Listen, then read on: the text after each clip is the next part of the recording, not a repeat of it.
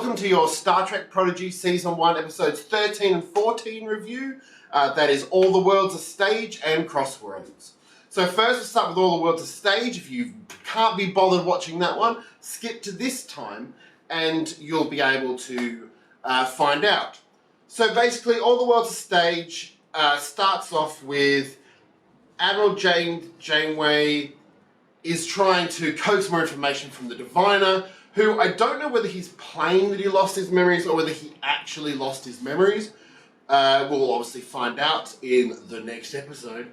The Protostar crew landing on a planet of which apparently have already come in contact with Starfleet before, and it's the Starfleet of the 23rd century with Captain James T. Kirk. We get some nice nods to the show of the original series, but a little bit different. It's an interesting play. If you're here, you've watched the episode. It's like 2 weeks old now. And I really enjoyed the nods to the original series. My only issue with the nods to the original series is Prodigy does this a lot. In terms of its styling, the Federation in Prodigy is very much based on the TNG era. And if you watch, and TOS popping up like this seems a little weird with Strange New Worlds, where they've tried to redesign it. I suppose a simpler form of Star Trek is an easier way to watch. I certainly enjoyed like the backstory. The Galileo shuttle looked magnificent, looked really good. I liked the plot. It was a very next gen feeling episode to me. And I really enjoyed it. The species call themselves the Enterprisans. They do the wrong hand salute. They talk about Scotty and Sulu, and obviously the guy who crashed there. Originally, I thought that this might be a callback to like an original series episode, and I thought, I'm going to have to go research this. I just didn't know. Another story we've got is Murphy is ill, and we see him sort of looking sick, and he's not eating, and Rock Talk's getting worried. I certainly felt with this episode that it's a very light episode. Like the first episode of the second half of the season and the Borg one were very intense. This one was very much, and as I said before, very TNG in that it was a second contact technically, although the first contact happened 100 years ago and it wasn't meant to be a first contact. It was a nice nod. I like the way that the Protostar bridge can be modelled on any bridge so that the crew has more freedom, and it also gives us the chance to have callbacks. That's where my problem with the whole aesthetic of Prodigy actually looks. Like, I get, like, if you're going to modernise Star Trek, why are you calling back so much on those shows of which you sort of redesigned and changed? Particularly Strange New Worlds and TOS, of which one of the producers described as TOS is like watching in standard definition, and Strange New Worlds is like watching it in high definition. So why go back and use the 60s design for this set? Look, I enjoyed that element of it. It just seemed really odd to me. But the aesthetic has been really odd anyway. I don't know where this is placed in the timeline. Obviously, within about 10 years of the end of Voyager, because Janeway doesn't look that old. The uniforms look like the uniforms from the end of All Good Things and the end of Star Trek Voyager. The ship, weirdly, the Dauntless, which is an interesting looking ship, but weirdly the Dauntless had the fake bridge from the fake future ship they were sent. It was a weird little thing that I noticed.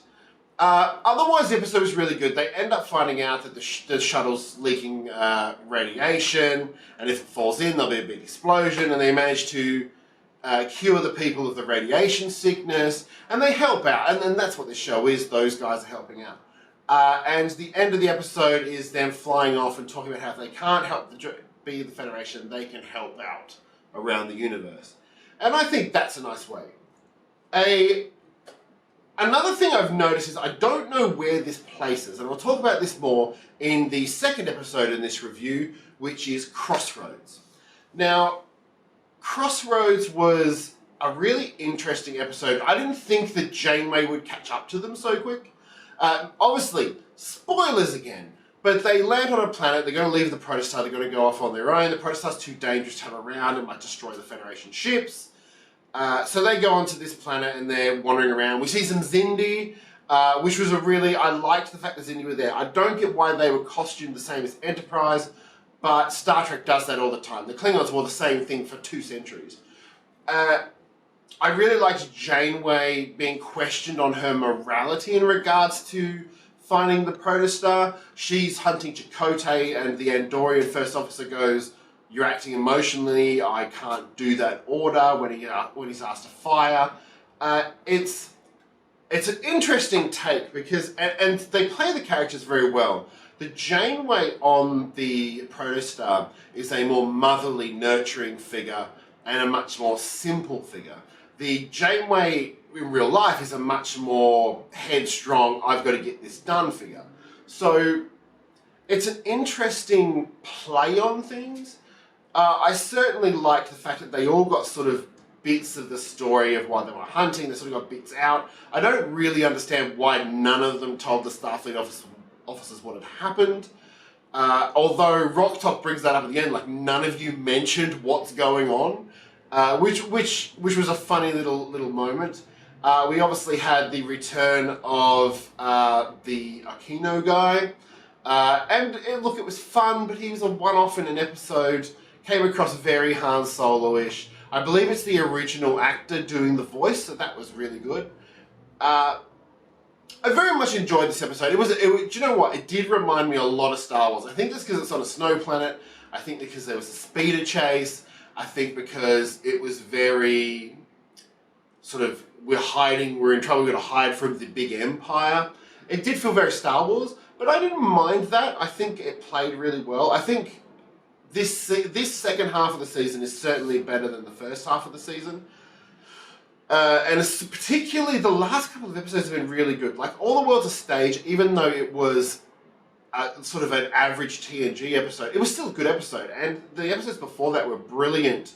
So my final thoughts on these 2 episodes are that they were really good. I think Prodigy's found its stride.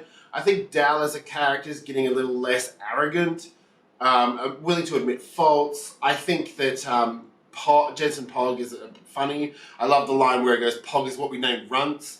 And the Tellarites looked very, very different. So I was a little like, is he based on like an original series Tellarite? Or it was just something that I thought when he said it, like, is there obviously a different look? And I do like it. It's the one thing about New Trek that has over TNG is they recognize that the aliens have changed throughout time, and what they do is just go, well, for example, with the Romulans, flatheads and crinkled heads are from different parts of Romulus. They're all a part of the same culture.